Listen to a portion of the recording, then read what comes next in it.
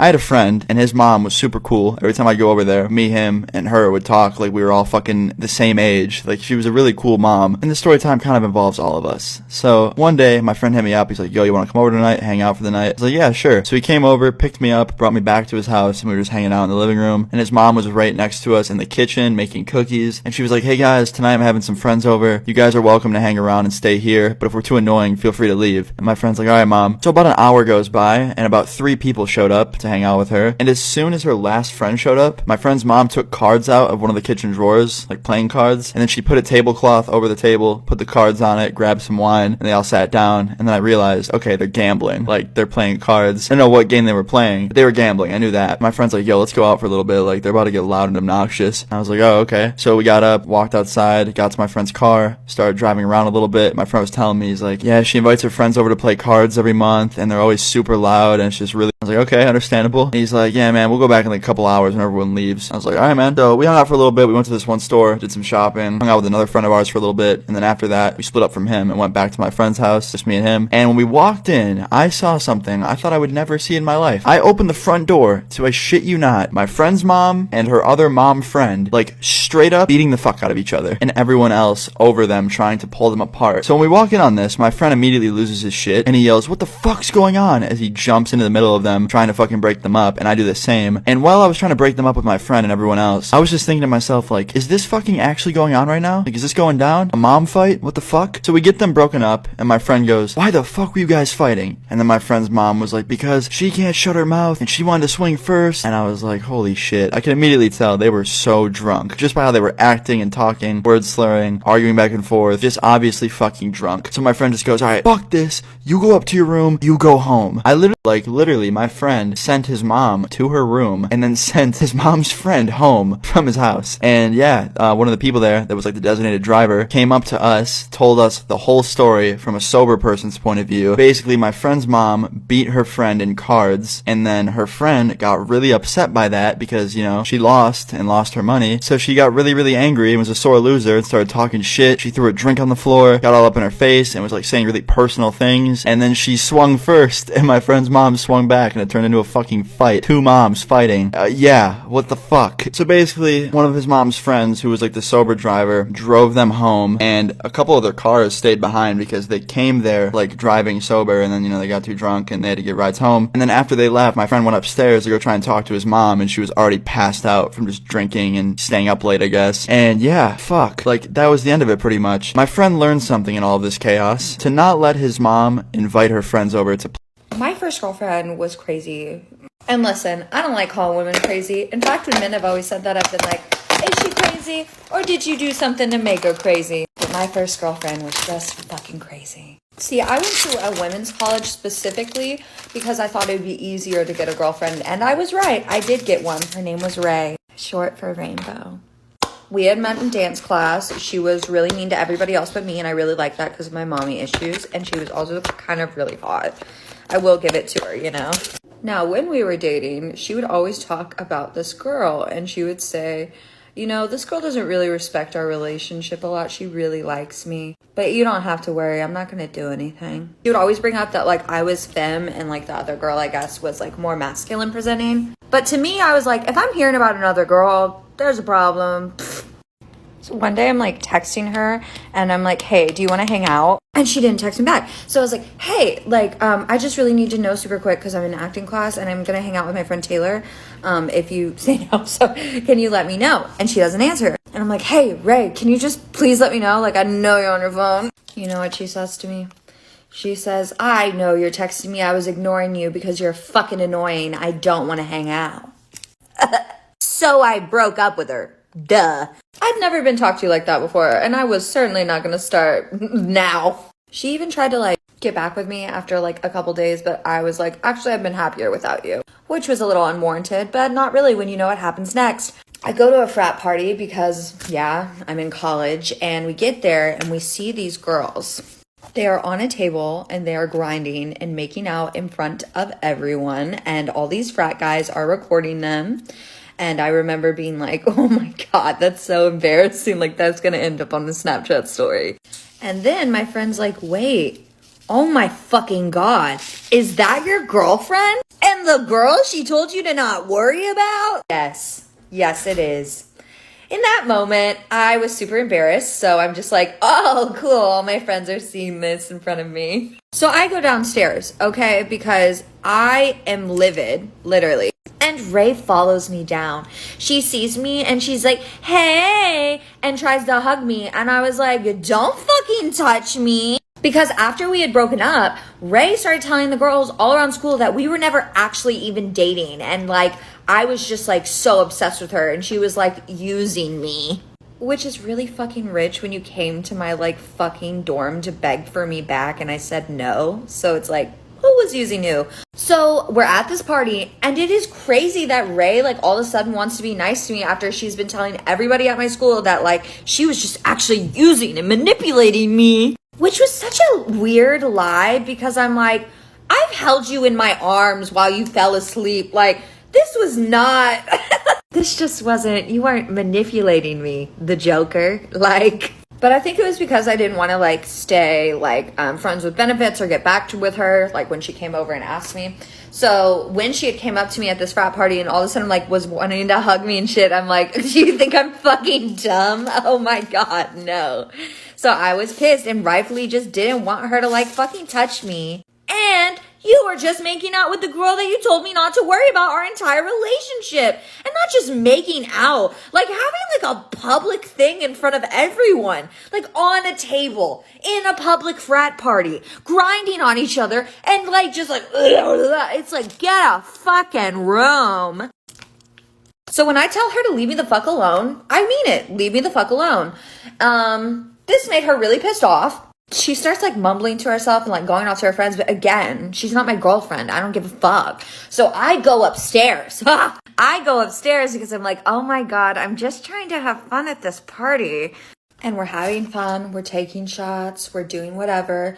And then as we're walking out to the front, who is it? My sweet beloved ex-girlfriend Rainbow, cussing and spitting on herself and like just going like, come on, what's up? What's up? Come on, hit me, what's up? And everybody was staring at her because they're like, who the fuck is she talking to? Because she was wasted, like wasted. And I look and I'm like, oh my God, she wants you to fight her at this frat party.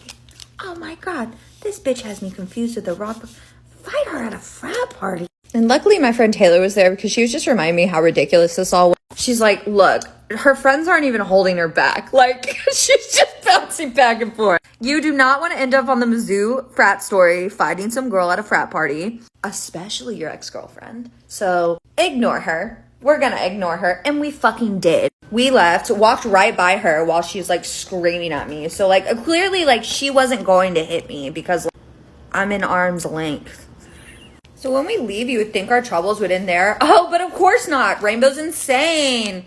I wake up in the morning to the biggest fucking key mark I've ever seen on my Ford Fiesta. Meaning, because I wouldn't fight her, she went and keyed my car. Oh my God.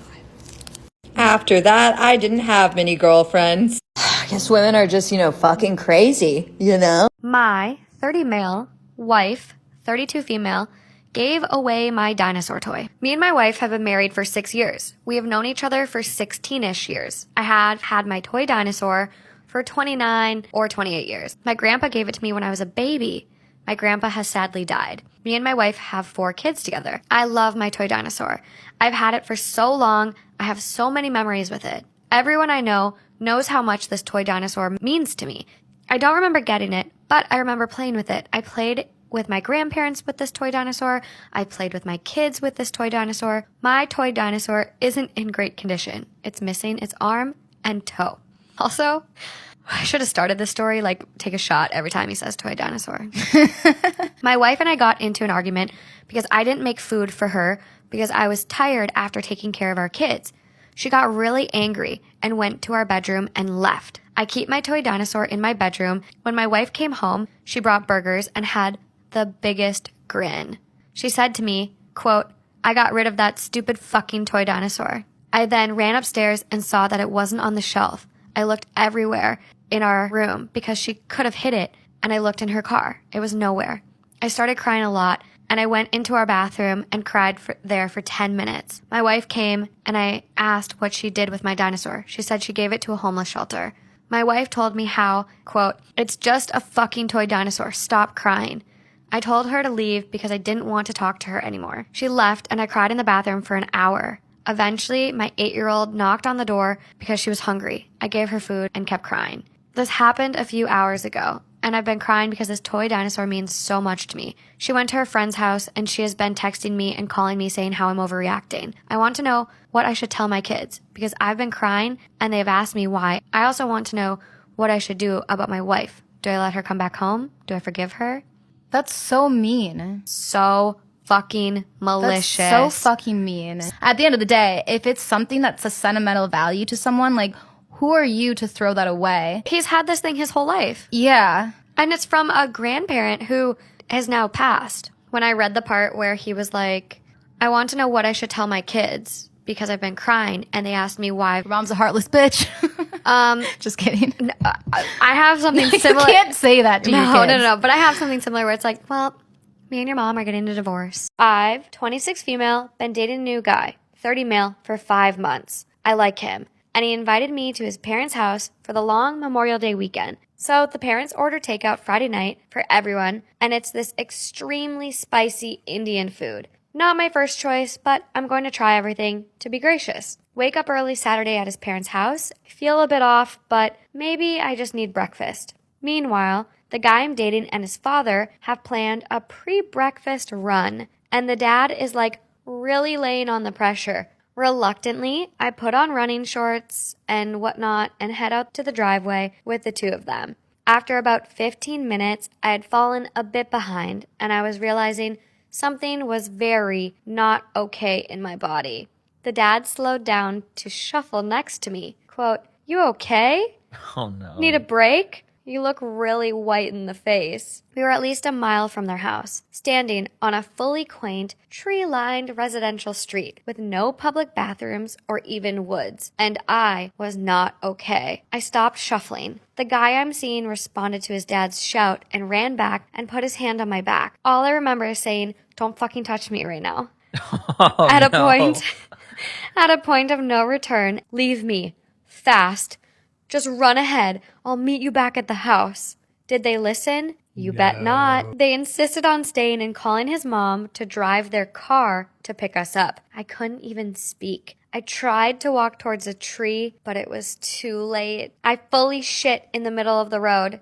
Not like a cute shit I could hide in my shorts. The kind of unforgivable and unspeakable shit where you have to flush the toilet a few times. Poor A thing. small or maybe large piece of my soul and dignity was left behind on that street a few weekends ago. I fled the weekend trip early after my shower, making up an excuse. I have told the guy since that I just can't face him in person yet. Someone please help. There was a girl named Jessica Phillips that went missing in my high school. She went missing in the middle of our junior year. When her parents came out about it, the school put posters up everywhere, alerts on the news. 2 weeks later, they decorated her locker. Ever so often, I see her closest friend weeping during class, and the teachers would excuse them out. The devotion of love she was getting after she went missing was outstanding. But the thing is, no one liked Jessica. Actually, everyone hated her. Don't get me wrong, she was the most popular girl in school, but she was an asshole.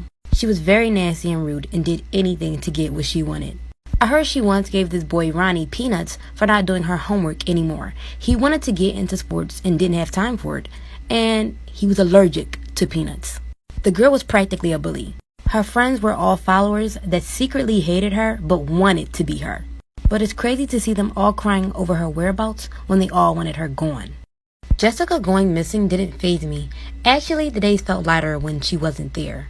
Yeah, she was the talk of the town for weeks, but I'd rather that than to actually see her. And I know some might say I'm heartless, but Jessica did it to herself. So the night of Nicole's birthday party is when it all started. Nicole and Jessica were like frenemies. I mean, they were friends, but they were always in competition with each other. I'd say Nicole was the second popular girl in school. She was the first, but she dropped to second because she lost her boyfriend Luke to Jessica. He cheated on her with Jessica. I can say that's when the war started. Anyways, the night of Nicole's party, Jessica wasn't invited. I remember overhearing her during lunch that she was going to plan to crash and ruin Nicole's party. Pretty devious if you ask me. So the night comes and I go to Nicole's party. An hour goes by and I take a step outside of the side of the house to